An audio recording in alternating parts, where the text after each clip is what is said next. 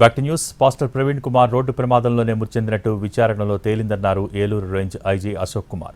అతిగా మద్యం సేవించి బైక్ వేగంగా నడపడం వల్లే రోడ్డు ప్రమాదం జరిగిందన్నారు.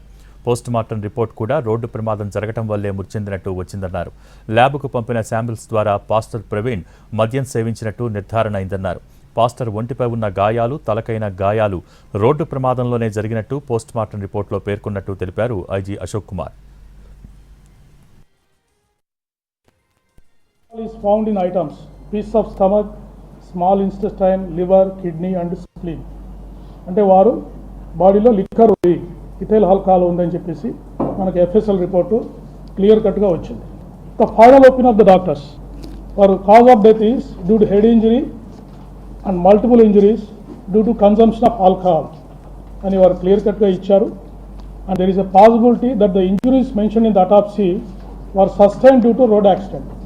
ఏ ఇంజరీస్ అయితే వారికి అయ్యాయో అవి రోడ్ యాక్సిడెంట్ వల్ల జరగడానికి పాసిబిలిటీ ఉందని వారు క్లియర్గా మనం అడిగిన క్లారిఫికేషన్కి వాళ్ళు రిప్లై ఇచ్చారు.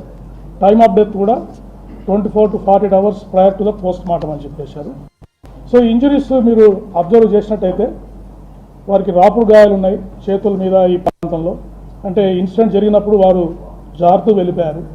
జారినప్పుడు బాడీ మీద స్లైడింగ్ ఇంజరీస్ అయ్యాయి.